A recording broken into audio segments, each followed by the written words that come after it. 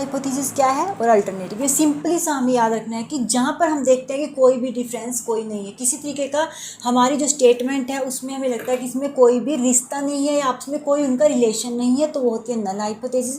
जहाँ पर हम अपनी ही स्टेटमेंट को अगर हम ये सोचते हैं कि नहीं इसमें डिफरेंस है, एक का इफेक्ट दूसरी चीज़ पे पड़ रहा है, तो वो हो जाएगी हमारी नल हाइपोथेसिस। इसमें हम अपनी नल हाइपोथेसिस को रिजेक्ट करके जब हम अपनी मानते हैं कि हाँ अल्टरनेटिव हाइपोथेसिस वो होती है जब हम कहते हैं कि हाँ इनमें एक रिलेशन है। मान लो जैसे मैंने एग्जांपल के तौर पे किया है कि जैसे एग्जांपल है कि नल हाइपोथेसिस का plant growth is not affect by the light colour, कि जो प्लांट की ग्रोथ हो रही है उसका लाइट कोई भी लाइट कलर हो उसका किसी तरीके का इफेक्ट नहीं पड़ता हमारे प्लांट पे, ठीक है। तो चाहे अगर हम लाइट को उससे अलग भी कर देंगे प्लांट को तो भी हमारा प्लांट ग्रोथ करेगा, उसका कोई आपस में ऐसा रिलेशन नहीं है कि लाइट की वजह से प्लांट ग्रो हो रहा है। इसी तरीके से जैसे as has no effect on musical ability, की उम्र का कोई भी ऐसा कुछ नहीं है कि उम्र की वजह से कोई इफेक्ट पड़ रहा है म्यूजिकल एबिलिटी पे, अगर हम उम्र को ध्यान में ना भी रखें तो भी वो उसकी एक योग्यता है, वो एबिलिटी है।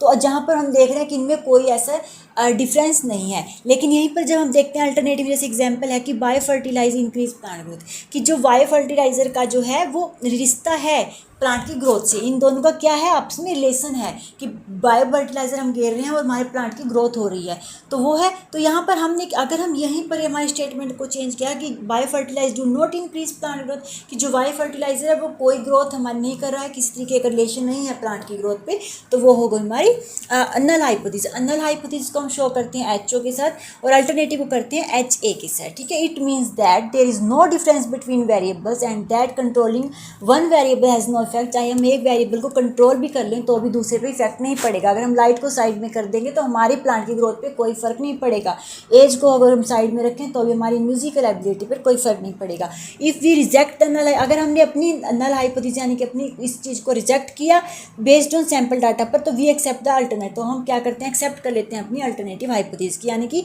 अपने बायो फर्टिलाइजर को क्या इंक्रीज करता है, इन दोनों का आपस में रिश्ता है, प्लांट की ग्रोथ तभी हो रही है बायो फर्टिलाइजर की ग्रोथ। तो ये इनमें मेनली डिफरेंस। आई होप कि क्लियर हो गया होगा। Thank you for watching my video.